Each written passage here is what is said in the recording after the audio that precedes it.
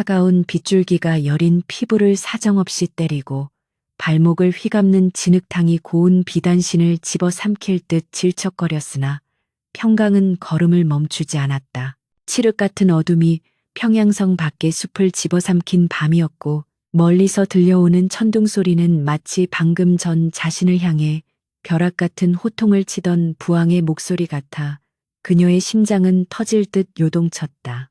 나뭇가지에 긁혀 찢어진 치맛자락이 바람에 펄럭였고 한 번도 겪어보지 못한 거친 가시덤불이 살점을 파고들었지만 공주의 눈빛에는 두려움보다 더 뜨거운 오기가 서려 있었다. 그녀는 뒤를 돌아보지 않았다.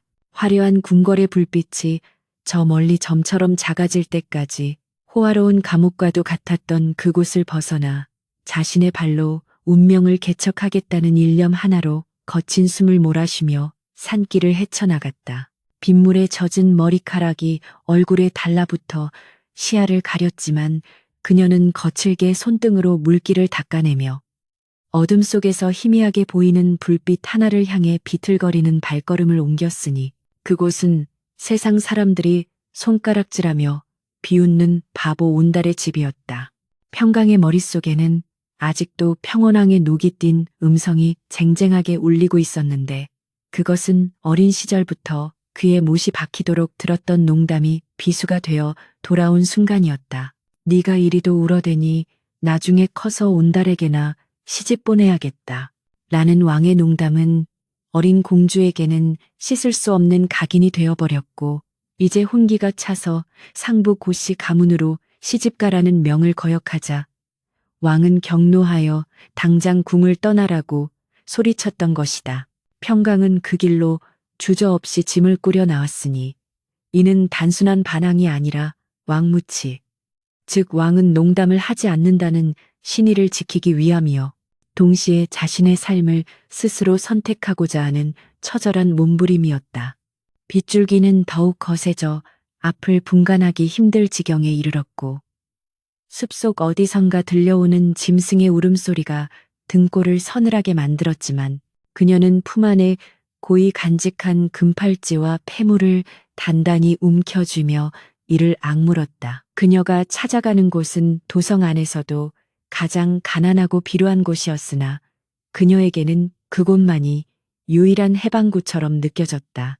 마침내 숲을 지나 산비탈에 위태롭게 매달려 있는 다 쓰러져가는 초가집 한 채가 눈에 들어왔을 때 평강은 안도의 한숨과 함께 밀려오는 긴장감에 마른 침을 삼켜야 했다. 지붕은 썩은 지프로 엉성하게 덮여 있어 비가 새는 것이 분명했고 벽은 금이가 바람이 숭숭 들어올 것만 같은 그 처참한 몰골은 궁궐의 화려함과는 비교조차 할 수 없는 참혹한 현실이었다. 하지만 평강은 망설이지 않고 살인문을 밀고 들어갔는데 삐걱거리는 소리와 함께 눅눅한 곰팡이 냄새와 퀴퀴한 삶의 냄새가 훅 끼쳐와 코끝을 찔렀다. 인기척을 느낀 것인지 방 안에서 낮은 기침 소리가 들려왔고 곧이어 굵고 투박한 목소리가 경계심 가득한 어조로 누구냐고 물어왔다. 평강은 떨리는 손으로 방문을 열었고 희미한 등잔불 아래 웅크리고 앉아있던 더수룩한 머리의 사내가 화들짝 놀라며 뒷걸음질 치는 모습을 마주하게 되었다. 그 사내는 바로 도성 사람들이 밥을 빌어먹는 바보라 조롱하는 온달이었다. 온달은 눈앞에 나타난 여인의 모습에 혼비백산하여 벽으로 몸을 붙이며 벌벌 떨었는데 비에 젖어 물을 뚝뚝 흘리는 창백한 얼굴과 흙투성이가 된 비단옷을 입은 꼴이 영락없는 물귀신이나 여우 요괴라고 생각했기 때문이었다. 그는 손에 잡히는 대로 빗자루를 들어 허공을 휘두르며 저리 가라. 썩 물러가라.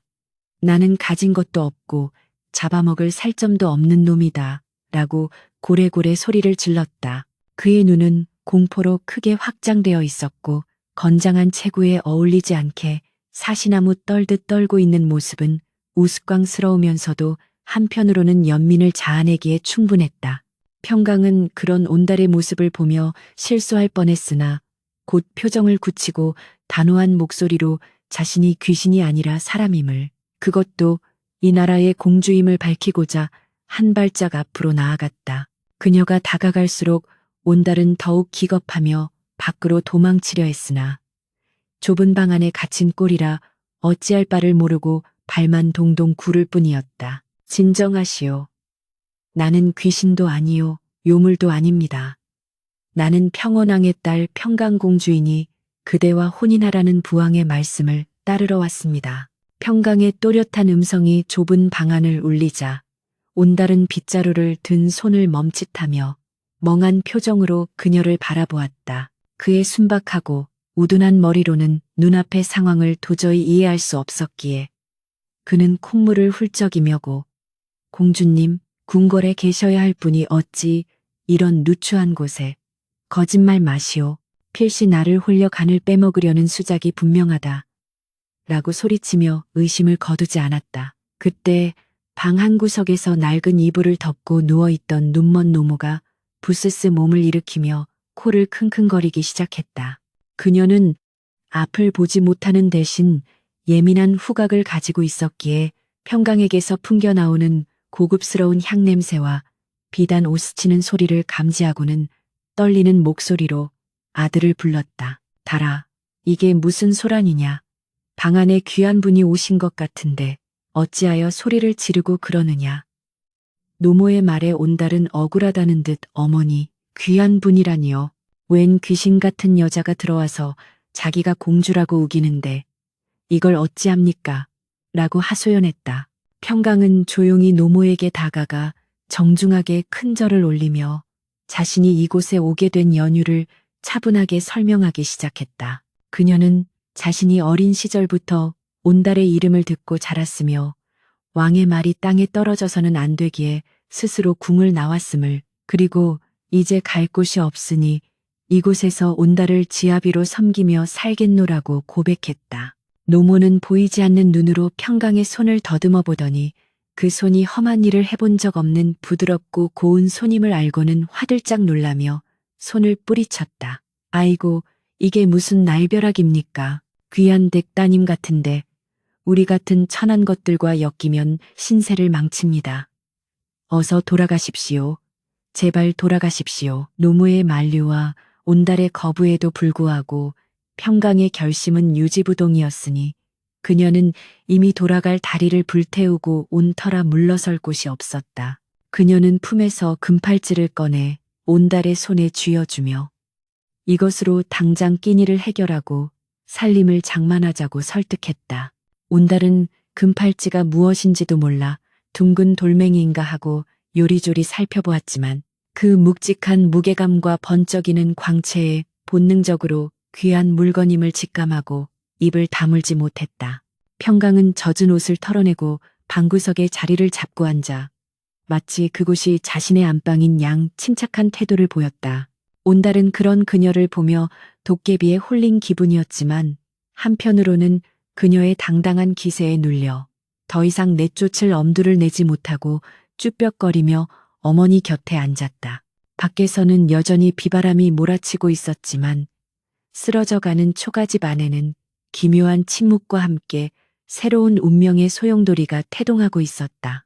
평강은 등잔불 아래서 온달의 얼굴을 찬찬히 뜯어보았는데 꽤 꾀죄한 행색과 헝클어진 머리카락에 가려져 있었지만 그의 골격은 장대하고 눈빛에는 맑고 선한 기운이 어려 있음을 발견했다. 세상 사람들은 그가 멍청하고 모자라다고 손가락질했으나 평강의 눈에는 아직 다듬어지지 않은 원석처럼 보였으며 그가 가진 순수한 힘과 잠재력을 꿰뚫어 본 그녀의 가슴 속에서는 알 수 없는 확신이 솟구쳐 올랐다.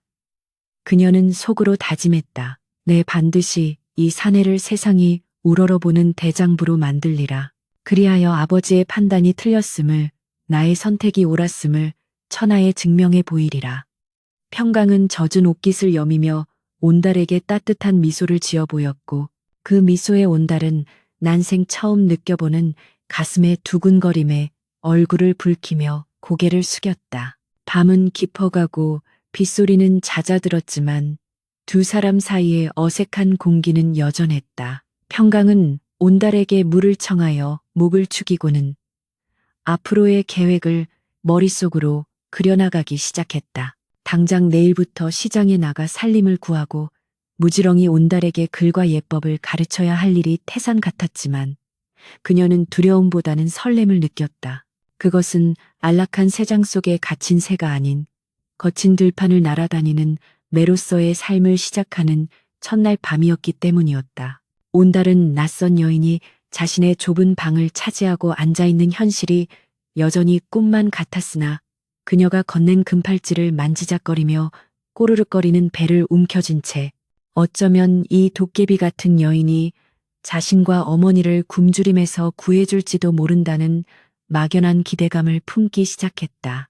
그렇게 고구려 역사상 가장 기이하고도 위대한 부부의 첫날 밤은 낡은 초가집의 흔들리는 등불 아래서 조용히 깊어가고 있었다. 평강은 벽에 기대어 잠시 눈을 붙이려 했으나 낯선 환경과 긴장감으로 인해 쉽게 잠들 수 없었다. 그녀는 궁궐에서의 편안한 잠자리와 맛있는 음식을 떠올리며 순간적인 후회가 밀려오기도 했으나 이내 고개를 저으며 마음을 다잡았다. 그녀는 온달이 잠결에 뒤척이며 이불을 걷어차자 조용히 다가가 이불을 덮어주었는데 그 순간 온달의 거친 손이 그녀의 손끝에 닿았다. 그 투박하고 굳은 살박인 손에서 전해지는 온기는 생각보다 따뜻했고 평강은 그 온기에서 그가 겪어온 고단한 삶의 무게와 순박한 성정을 느낄 수 있었다. 그녀는 그 손을 잠시 내려다보다가 결연한 표정으로 자신의 손을 그의 손 위에 포개었다. 이것은 단순한 연민이 아니라 앞으로 함께 헤쳐나갈 험난한 여정에 대한 무언의 약속이자 동맹의 서약이었다. 새벽닭이 울기 전까지 평강은 잠들지 않고 깨어 칠흑 같은 어둠 속에서 빛나는 온달의 가능성을 묵묵히 지켜보고 있었다. 다음 날 아침 평양성 저잣거리는 전례 없는 기이한 소문으로 들썩였는데 그것은 바로 거짓골을 한 여인이 나타나 왕실에서나 볼 법한 찬란한 금부치를 내놓고 쌀과 비단을 사들인다는 이야기였다. 평강은 지난밤에 비바람에 젖은 옷을 대충 말려 입고 진흙이 묻은 얼굴을 닦아낸 뒤 당당하게 장터 한복판을 가로질러 걸었는데 그녀의 행색은 남루하기 짝이 없었으나 그 걸음걸이와 눈빛만은 감히 범접할 수 없는 귀태가 흘러넘쳐 상인들은 그녀를 홀린 듯 바라보며 길을 터주었다. 그녀는 가져온 폐물 중 가장 작은 가락지 하나를 전당포 노인에게 내밀었고 노인은 그 정교한 세공과 묵직한 순금을 확인하고는 손을 벌벌 떨며 평생 만져보지 못할 거금을 내어주었으니 평강은 그 돈으로 당장 시급한 이불과 솥 그리고 온달과 노모가 입을 깨끗한 옷감을 사들였다. 사람들은 그녀가 훔친 물건을 파는 것이라 수군거렸지만 서슬퍼런 그녀의 눈빛에 압도되어 누구 하나 대놓고 시비를 거는 자가 없었으며 평강은 오로지 집에서 기다리고 있을 굶주린 식구들을 생각하며 무거운 짐을 이고 가파른 산길을 오르는 고됨조차 잊은 채 발걸음을 재촉했다. 집으로 돌아온 평강을 맞이한 것은 여전히 어안이 벙벙한 표정의 온달과 며느리가 가져온 쌀밥 냄새에 눈물을 흘리는 노모였는데 평강은 지체 없이 팔을 걷어붙이고 집안을 정돈하기 시작했다. 썩어가는 지붕을 보수하기 위해 인부들을 부르는 대신 그녀는 온달에게 도끼와 톱을 쥐어주며 산에서 튼튼한 나무를 베어오라 일렀고 자신은 흙벽을 바르고 구멍난 문풍지를 새로 바르며 쓰러져 가던 초가집에 사람 사는 온기를 불어넣었다. 온달은 평생 남의 집 허드렛 일이나 하며 밥을 얻어먹던 자신이 내 집을 고치고 내 식구를 먹여 살릴 양식을 곳간에 쌓아두는 현실이 믿기지 않아 도끼질을 하면서도 수시로 볼을 꼬집어보며 이것이 꿈이 아니기를 간절히 바랐다. 평강은 땀범벅이 되어 돌아온 온달의 이마를 닦아주며 서방님, 이제 우리는 남에게 손을 벌리지 않아도 됩니다. 허나 배불리 먹는 것에 만족해서는 아니 되옵니다. 더 큰 꿈을 꾸셔야 합니다. 라고 나지막이 말했고 온달은 그녀의 깊은 눈동자 속에서 자신의 초라한 모습이 아닌 늠름한 장부의 형상을 발견하고는 가슴 한구석에서 뜨거운 무언가가 솟구치는 것을 느꼈다. 어느 정도 살림이 안정을 찾자 평강은 다시 장터로 나갔는데 이번에는 살림살이가 아니라 말을 구하기 위해서였으나 그녀가 향한 곳은 기름지고 튼튼한 말이 즐비한 상전이 아니라 병들고 늙어 곧 도축될 운명에 처한 말들이 모여있는 뒷골목이었다. 말 장수들은 비쩍 말라 갈비뼈가 앙상하고 눈에 초점이 없는 볼품없는 말들을 가리키며 헐값에 넘기려 했는데 평강은 그 중에서도 가장 비루해 보이고 털이 거칠어 아무도 거들떠보지 않는 검은 말 한 필. 앞에서 걸음을 멈추었다. 그녀가 그 말에 턱을 들어 올리고 이빨을 살피며 다리 근육을 만져보자. 말 장수는 아이고 그놈은 며칠 못 넘길 겁니다. 숨만 붙어있는 송장이나 다름없어요. 라고 비웃었으나 평강의 눈에는 그 말의 깊은 눈망울 속에 숨겨진 야성과 잘 먹이고 훈련시키면 천하를 달릴 명마의 골격이 보였기에 주저없이 값을 치르고 고삐를 잡았다. 온달은 아내가 사온 말이 당장이라도 쓰러질 것 같은 몰골임을 보고 기가 차서 입을 다물지 못했으나 평강은 이 말은 서방님과 같습니다. 지금은 진흙 속에 묻혀 빛을 보지 못하나 정성으로 닦으면 천하제일의 보석이 될 것입니다. 라고 단호하게 말했다.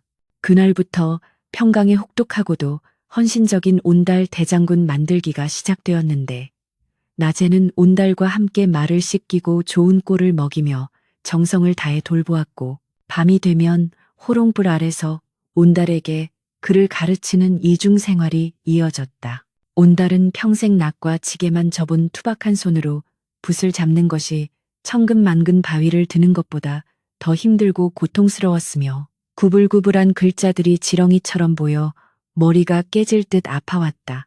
그는 몇 번이나 붓을 집어 던지며 나는 안 됩니다. 나는 태생이 바보 천치인데 어찌 공자님들처럼 글을 읽는단 말입니까? 차라리 나무를 100그루 베어오라 하십시오. 라고 울부짖으며 밖으로 뛰쳐나가려 했다. 하지만 평강은 그때마다 온달의 넓은 등을 감싸 안으며 눈물 어린 호소와 엄격한 질책을 섞어 그를 다시 자리에 앉혔으니 그녀의 끈기는 무쇠도 녹일 만큼 집요하고 뜨거웠다. 그녀는 고구려의 역사와 병법서를 읽어주며 그를 아는 것이 단순히 지식을 쌓는 것이 아니라 전장에서 병사들의 목숨을 살리고 나라를 지키는 지혜의 눈을 뜨는 것임을 끈질기게 설득했다. 계절이 바뀌고 찬바람이 불기 시작할 무렵 기적 같은 변화가 일어나기 시작했는데 그것은 먼저 말에게서 나타났다. 평강이 지극정성으로 달인 약초물을 먹고 좋은 콩을 먹은 검은 말은 윤기가 흐르는 털과 탄탄한 근육을 되찾았고 한 번 울면 산천이 울릴 듯한 우렁찬 기상을 뽐내기 시작했던 것이다. 온달은 자신이 돌본 말이 하루가 다르게 변모하는 것을 보며 자신 또한 변할 수 있다는 희망을 품게 되었고 점차 붓을 잡는 손에 힘이 빠지고 글을 읽는 소리에 자신감이 붙기 시작했다. 그는 밤새워 병법서를 읽느라 눈이 충혈되면서도 아침이면 평강이 내어주는 맑은 물 한 사발에 정신을 차리고 마당으로 나가 목검을 휘둘렀다. 처음에는 허우적거리는 몸짓이 우스꽝스러웠으나 평강이 기억을 더듬어 가르쳐준 왕실 근위대의 검법을 하나하나 익혀가면서 온달의 검 끝에는 묵직한 힘과 예리한 기세가 실리기 시작했다. 동네 아이들이 담장 너머로 바보 온달이 칼춤을 춘다 라고 놀려대도 온달은 더 이상 해실거리며 웃지 않고 매서운 눈빛으로 허공을 갈랐으니 그 눈빛에 놀란 아이들이 도망칠 정도였다. 어느 날 밤 온달은 수련을 마치고 마루에 걸터앉아 밤하늘의 달을 올려다보다가 자신의 곁에 다가와 앉는 평강의 인기척을 느끼고는 슬그머니 자신의 거친 손을 감추려 했다. 고운 공주님의 손을 잡기에는 자신의 손이 너무나 투박하고 더럽다고 생각했기 때문이었으나 평강은 그런 온달의 손을 억지로 끌어당겨 자신의 볼에 갖다 대며 이 손이 장차 고구려를 구할 장군의 손입니다. 부끄러워하지 마십시오. 라고 속삭였다. 온달은 평강의 따뜻한 체온과 믿음 가득한 눈빛에 목이 메어와 공주님, 아니, 부인, 나 같은 놈이 정말 할 수 있겠소? 세상이 다 비웃는 바보가 정말 장군이 될 수 있단 말이오? 라고 떨리는 목소리로 물었다. 평강은 온달의 눈을 똑바로 응시하며 세상은 껍데기만 볼 뿐이지만 저는 당신 안에 잠든 용을 보았습니다. 부디 저를 믿고 당신 자신을 믿으십시오. 당신은 더 이상 바보 온달이 아닙니다. 라고 답했다. 그 순간 온달의 가슴속 깊은 곳에 억눌려 있던 열등감의 사슬이 끊어지고 그 자리에 거대한 야망의 불씨가 타오르기 시작했으니 그것은 한 여인의 지극한 사랑이 만들어낸 위대한 마법이었다. 이제 온달은 더 이상 평강이 시켜서 하는 수련이 아니라 스스로 원해서 하는 고행의 길을 걷기 시작했다. 그는 새벽마다 무거운 모래주머니를 차고 산을 오르내리며 다리 힘을 길렀고 바위를 들어 올리며 어깨를 단련했으며 달리는 말 위에서 활을 쏘는 기마궁수를 연마하기 위해 낙마의 고통을 수십 번도 더 감내했다. 온몸이 멍투성이가 되고 손바닥이 찢어져 피가 흘러도 그는 멈추지 않았는데 이는 자신을 믿어준 아내 평강에게 부끄럽지 않은 사내가 되고자 하는 일념 때문이었다. 평강은 밤마다 온달의 상처에 약을 발라주며 남몰래 눈물을 훔쳤지만 겉으로는 더욱 엄하게 그를 채찍질하며 무인의 기상을 심어주었다. 그러던 어느 날 사냥을 나갔던 온달이 집채만 한 멧돼지를 단칼에 베어 어깨에 짊어지고 내려오자 마을 사람들은 기절초풍하며 길을 비켰고 더 이상 그를 바보라 부르지 못하고 온달님이라 부르며 슬금슬금 눈치를 보게 되었다. 진흙 속에 파묻혀 있던 옥석이 마침내 진흙을 털어내고 그 영롱한 빛을 발하기 시작한 것이었다. 계절은 흘러 어느덧 낭낭 언덕에서 사냥대회가 열린다는 방이 나붙었고 평강은 때가 되었음을 직감했다. 그녀는 장롱 깊숙이 보관해 두었던 귀한 비단을 꺼내어 밤을 새워가며 옷을 지었는데 그것은 화려한 귀족의 옷이 아니라 전장을 누빌 장수의 기백이 서린 날렵한 무복이었다. 서방님, 내일이 바로 그날입니다. 그동안 갈고 닦은 실력을 세상 천지에 보여주십시오. 부왕께서도 세상 사람들도 모두 놀라 자빠질 것입니다. 평강이 건네준 옷을 받아든 온달의 손은 미세하게 떨리고 있었지만 그의 눈빛은 그 어느 때보다 차분하고 깊게 가라앉아 있었다. 그는 말없이 고개를 끄덕이며 평강이 건네준 옷을 입었고 마당에 메어둔 검은 말, 아니 이제는 천리마가 된 에마의 등에 올라타 고삐를 움켜쥐었다.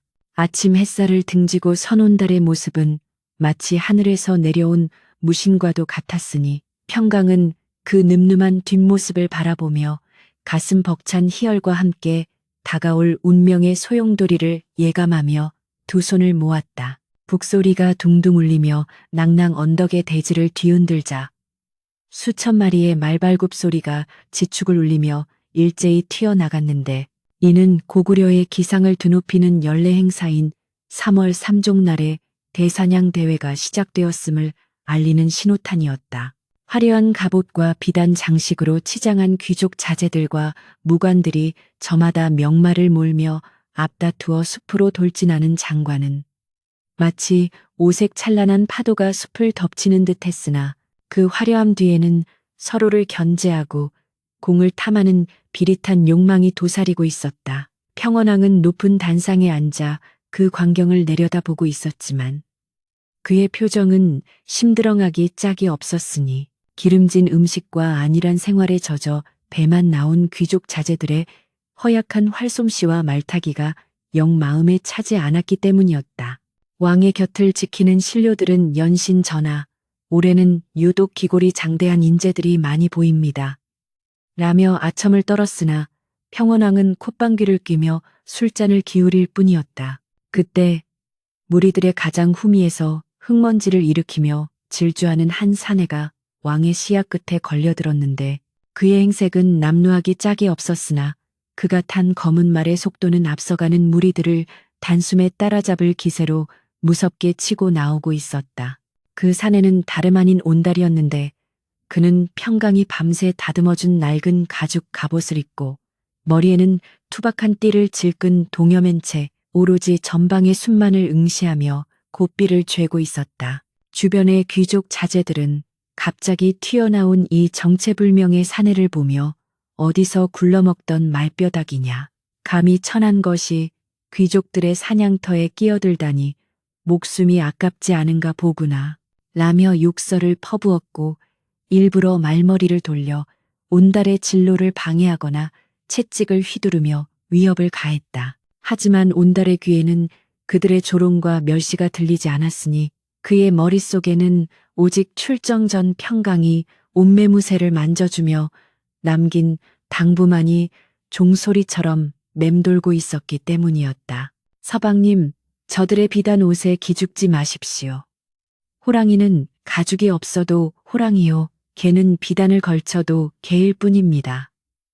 당신은 호랑이입니다. 산군처럼 포효하십시오. 온달은 아내의 목소리를 되새기며 어금니를 꽉 깨물었고 허벅지에 힘을 주어 말의 배를 찾아 평강이 키워낸 검은 말, 비룡은 주인의 마음을 읽기라도 한 듯 짐승 같은 거친 숨을 내쉬며 앞을 가로막는 귀족의 말을 단숨에 뛰어넘어 숲의 심연 속으로 빨려 들어갔다. 숲속은 이미 사냥꾼들과 짐승들이 뒤엉켜 아수라장이 되어 있었는데 겁에 질린 노루와 사슴들이 이리저리 뛰어다니고 빗나간 화살들이 나뭇가지에 박히는 소리가 요란했다. 온달은 소란스러운 바깥쪽 숲을 지나 짐승들이 숨어들 만한 깊고 은밀한 골짜기로 방향을 틀었는데 이는 평강에게 배운 병법 중 허를 찌르고 실을 취한다는 가르침을 본능적으로 따르는 것이었다. 다른 사냥꾼들이 눈에 보이는 작은 짐승들을 쫓아 우왕좌왕할 때 온달은 말 위에서 상체를 낮추고 숲의 그림자와 하나가 되어 숨죽인 채 거대한 기운을 탐색했다. 그때 덤불 속에서 거대한 멧돼지 한 마리가 튀어나와 엉뚱한 곳을 헤매던 귀족 청년을 들이받으려 돌진하는 광경이 목격되었다. 그 청년은 비명을 지르며 말에서 떨어져 뒹굴었고 멧돼지의 날카로운 엄니가 청년의 복부를 꿰뚫으려는 절체절명의 순간 어디선가 날아온 화살 하나가 멧돼지의 미간에 정확히 꽂히며 굉음과 함께 거구의 짐승이 쓰러졌다. 화살의 주인은 바로 온달이었는데 그는 말 위에서 활시위를 내리지도 않은 채 차가운 눈빛으로 쓰러진 짐승을 내려다보고 있었다. 목숨을 건진 귀족 청년은 멍하니 온달을 올려다보았으나 온달은 눈길 한번 주지 않고 다시 숲의 더 깊은 곳으로 말을 몰았다. 시간이 흐를수록 온달의 사냥 자루는 묵직해져 갔는데 그가 쏘는 화살은 백발백중이어서 헛되이 낭비되는 법이 없었고 그가 잡는 짐승들은 모두 살이 오르고 힘이 좋은 놈들 뿐이었다. 그는 마치 숲의 주인이라도 된 듯 자유자재로 나무 사이를 누비고 다녔으며 험한 바위 언덕도 평지처럼 내달리는 그의 기마술은 보는 이들의 혀를 내두르게 만들었다. 어느덧 사냥 대회가 중반을 넘어서자 숲속에서는 귀신 같은 활솜씨를 가진 자가 나타났다. 검은 말을 탄 사내를 조심해라. 그가 지나간 자리에는 살아있는 것이 없다라는 소문이 돌기 시작했다. 거만했던 귀족 자제들도 이제는 온달을 피해 다니거나 먼발치에서 경외심 섞인 눈으로 그를 바라볼 뿐 감히 곁에 다가가지 못했다. 온달은 난생 처음 느껴보는 전율에 온몸의 피가 끓어오름을 느꼈는데 그것은 사륙의 쾌감이 아니라 자신의 몸과 마음이 하나가 되어 자신의 의지대로 세상을 베고 찌를 수 있다는 절대적인 자신감, 즉 무인으로서의 자각이었다. 아, 이것이 평강이 말하던 세상이구나. 내가 발을 딛고 서야 할 곳은 좁은 방구석이 아니라 이 광활한 대지와 바람 속이었구나. 그때 숲의 가장 깊은 곳, 왕이 지켜보는 망루 근처에서 지진이 난 듯한 굉음과 함께 흙기둥이 치솟아 올랐으니 굶주린 곰 한 마리가 사냥꾼들에게 몰려 포악해질 대로 포악해진 채 망루 쪽으로 돌진하고 있었던 것이다. 호위 무사들이 창을 겨누며 막아섰으나 거대한 곰의 앞발 휘두름 한 번에 추풍낙엽처럼 날아가 버렸고 평원왕의 아니마저 위태로운 상황이 연출되었다. 신료들은 비명을 지르며 왕을 피신시키려 했고 사냥터는 순식간에 공포의 도가니로 변해버렸다. 왕을 지켜야 할 장군들조차 곰의 기세에 눌려 주춤거리는 사이 숲을 가르고 흑색 섬광처럼 튀어나온 그림자가 있었으니 바로 온달이었다. 그는 비켜라 라고 천둥 같은 고함을 지르며 곰의 정면으로 말을 몰았고 곰이 그를 향해 앞발을 들어 올리는 찰나의 순간 말 위에서 훌쩍 뛰어올라 허공을 갈랐다. 사람들은 경악하여 입을 다물지 못했고 시간이 멈춘 듯한 그 짧은 순간 온달의 검이 번개처럼 번뜩이며 곰의 목덜미를 베고 지나갔다. 착지와 동시에 곰은 거대한 쿵소리를 내며 쓰러졌고 뿜어져 나온 붉은 피가 온달의 얼굴과 갑옷을 적셨다. 사방이 쥐죽은 듯 고요해진 가운데 거친 숨을 몰아쉬며 피 묻은 검을 털어내는 온달의 모습은 그야말로 전장의 강림한 투신 그 자체였다. 평원왕은 넋을 잃고 그 광경을 바라보다가 떨리는 손으로 난간을 잡고 몸을 일으켰다. 도대체 저 장사는 누구란 말이냐. 내 평생 저토록 용맹한 무인은 처음 보았다. 왕의 외침에 신료들이 우르르 달려나가 온달을 에워쌌고 온달은 그제야 정신을 차린 듯 검을 칼집에 꽂고 왕이 있는 단상을 향해 무릎을 꿇었다. 그의 주변에는 그가 잡은 곰뿐만 아니라 말 한 장에 매달린 수많은 짐승들이 산처럼 쌓여 있었으니 이날 사냥대회의 장원은 이미 정해진 것이나 다름없었다. 왕은 친히 단상 아래로 내려와 피투성이가 된 온달의 앞까지 걸어갔는데 가까이서 본 온달의 눈빛은 맑고도 강렬하여 왕을 압도하는 기운이 서려 있었다. 고개를 들라. 그대는 어느 가문의 자제이기에 이토록 출중한 무예를 숨기고 있었는가. 내 친히 그대에게 큰 상을 내리고자 하니 이름을 고하라. 평원왕의 목소리에는 흥분과 기대가 가득 차 있었다.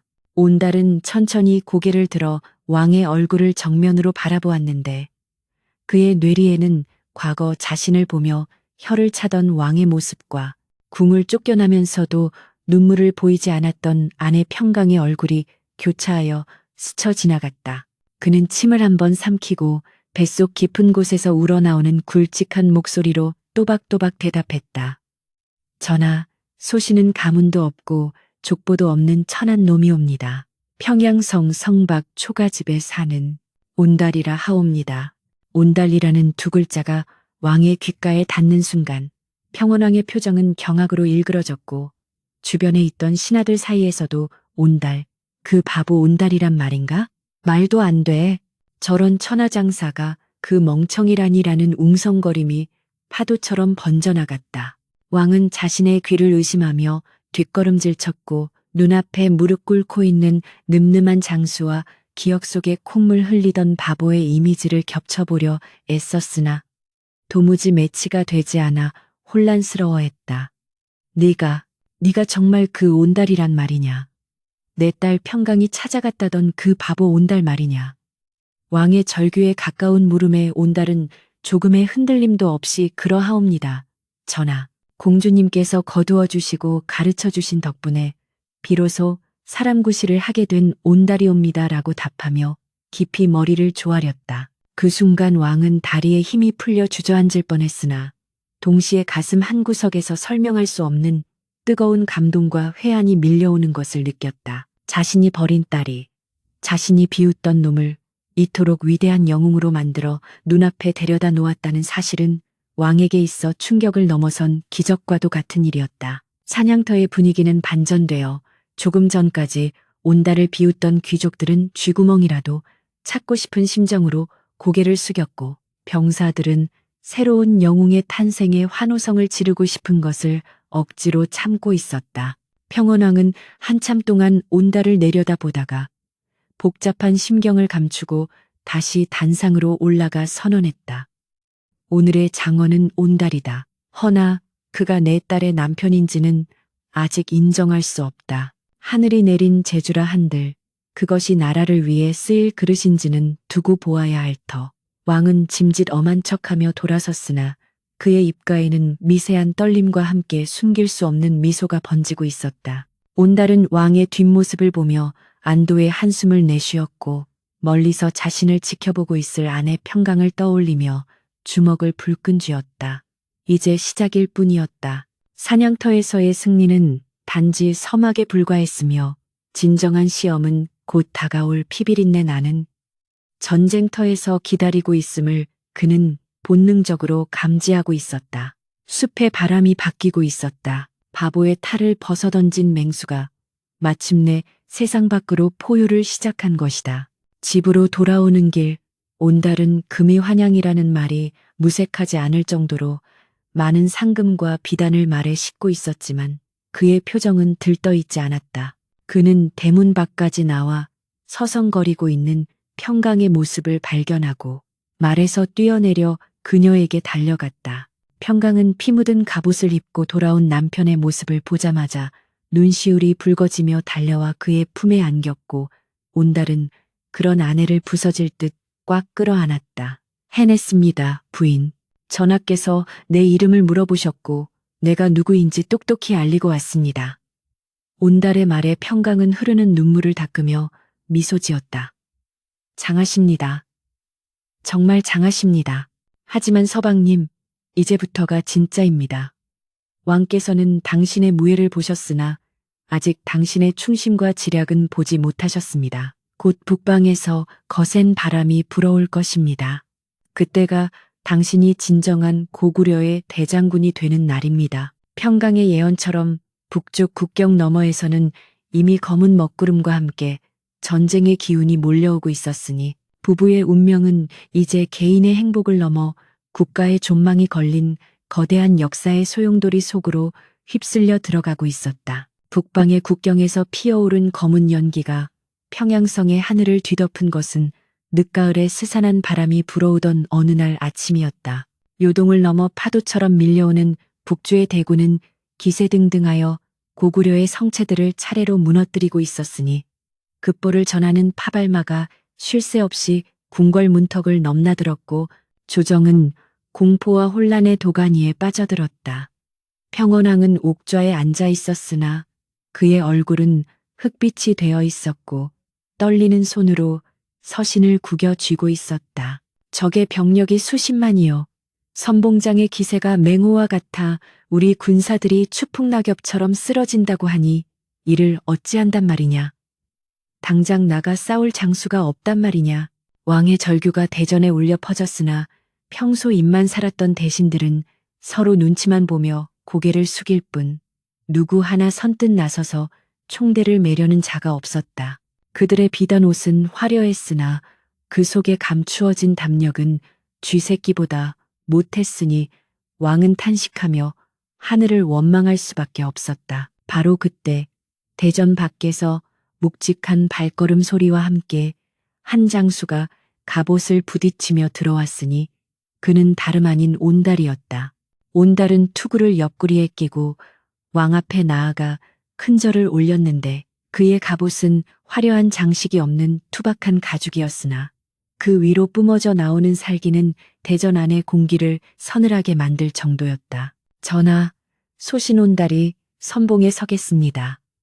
비록 미천한 출신이오나 이 목숨 하나 바쳐 적의 목을 베고 나라를 구하겠나이다. 그의 목소리는 굵고 단호하여 흔들림이 없었으나 신료들 사이에서는 아니 사냥이나 좀 할 줄 아는 놈이 전쟁터가 어디라고 나선단 말인가? 저 무식한 놈이 병법이나 알겠어? 괜히 군사들만 개죽음 당하게 할게야. 라는 비아냥거림이 새어나왔다. 하지만 평원왕은 지푸라기라도 잡는 심정으로 온달의 눈을 들여다보았고 그 눈 속에서 불타고 있는 결연한 의지를 읽어내었다. 왕은 잠시 침묵하다가 무겁게 입을 열었다. 좋다. 내 기백이 가상하니 너에게 군사를 내어주마. 허나 명심해라. 패배하고 돌아오려거든 차라리 그곳에서 죽어라. 이것이 너에게 주는 마지막 기회이자 시험이 온달은 명을 받들겠나이다. 라고 외치며 다시 한번 깊이 머리를 조아렸고 돌아서 나가는 그의 뒷모습은 마치 거대한 산이 움직이는 듯 웅장했다. 출정 전날 밤, 평강은 온달의 갑옷끈을 하나하나 단단히 메어주며 흐르는 눈물을 삼키고 있었다. 그녀는 남편을 사지로 내모는 것이 자신의 욕심 때문은 아닌지 수없이 자책했으나 이제 와서 주저앉을 수는 없는 노릇이었다. 평강은 온달의 허리춤에 자신이 직접 술을 놓은 부적 주머니를 달아주며 떨리는 목소리로 말했다. 서방님, 이 갑옷은 제 피와 땀으로 지은 것입니다. 적의 칼날이 당신의 살을 파고들려 할 때 이 갑옷이 제 살인 양 당신을 지켜줄 것입니다. 부디 살아서 돌아오십시오. 승전보 따위는 없어도 좋습니다. 그저 당신만 무사히 제 곁으로 돌아오시면 됩니다. 온달은 평강의 젖은 눈가를 투박한 손으로 닦아주며 씩 웃어 보였다. 부인, 걱정 마시오. 내 비록 글은 짧고 머리는 둔하지만 약속 하나는 기가 막히게 지키는 놈 아니오? 내가 반드시 이기고 돌아와 당신을 세상에서 가장 존귀한 여인으로 만들어주리다. 두 사람은 말없이 서로를 끌어안았고 창밖의 달빛만이 그들의 애절한 이별을 지켜보고 있었으니 그 밤은 너무나 짧고도 길었다.